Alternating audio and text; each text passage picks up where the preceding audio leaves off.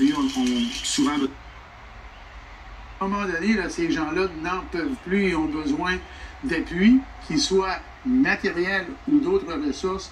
Et en ce sens, ont souvent besoin d'être rebrûlés plus qu'une fois pour stimuler, dans le fond, la repousse et les dragons au niveau des souches. Donc, on vient vraiment ici, là, on y va au maximum pour avoir nos gains écologiques.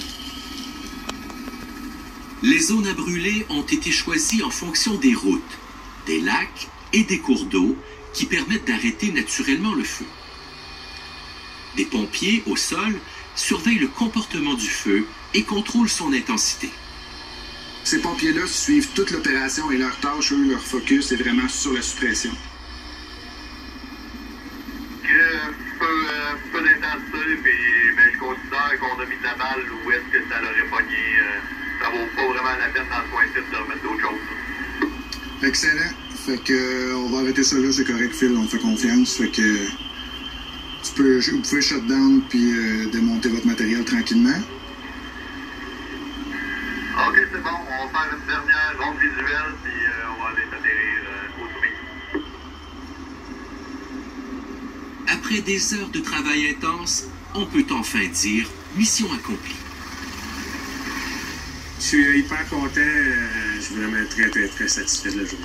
C'est toujours des opérations qui sont quand même qui comportent un certain degré de danger, mais tout s'est fait super sécuritairement. Je suis super satisfait de mes équipes. Là. L'équipe du parc va laisser le feu s'éteindre par lui-même.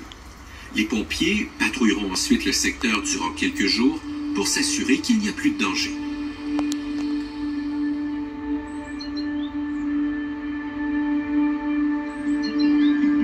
Le lendemain matin, la fumée plane encore au-dessus des arbres. Sur les 536 km² du parc national de la Mauricie, près de 4% ont été restaurés avec l'aide des brûlages dirigés.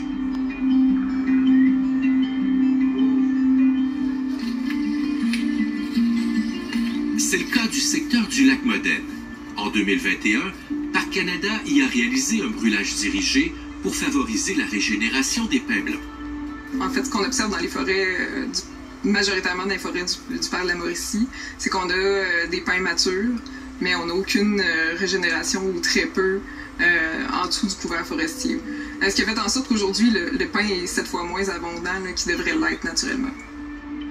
Le pin blanc est un arbre très résistant et c'est lui qui profite le plus des opérations de brûlage dirigé au parc. Lors du passage du feu, des espèces qui font compétition au pin, comme le sapin baumier et l'épinette, sont éliminées. Mais les hautes branches et l'écorce épaisse des pins semenciers leur permettent de survivre aux incendies et de se reproduire. La graine qui tombe au sol, si elle n'a pas les bonnes conditions pour germer, elle ne pourra pas se développer. Les bonnes conditions, c'est avoir une quantité de lumière suffisante, puis un substrat qui est adéquat, puis c'est vraiment le feu qui permet d'avoir ces conditions-là.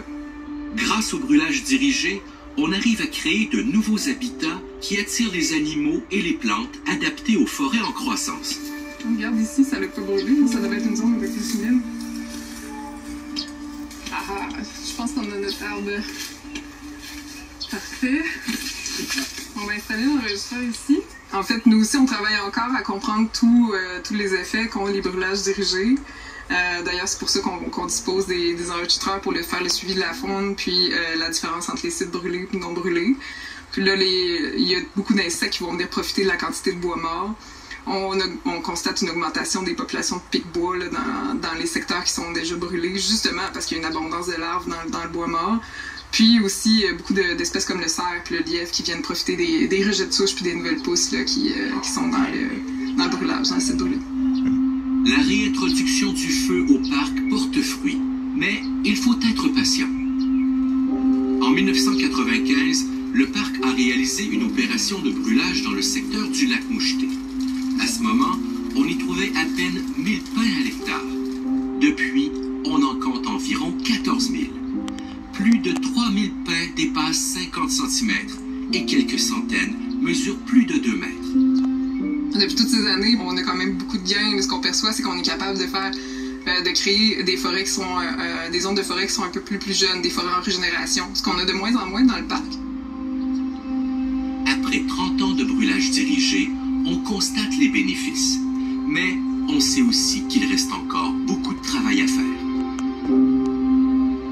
Je pense qu'on a encore plusieurs années à travailler pour vraiment le ramener, le feu, comme il devrait être normalement dans l'écosystème si l'humain ne serait pas là. On se rapproche toujours de notre cycle de feu naturel, mais on n'est pas encore là. On a encore l'ouvrage.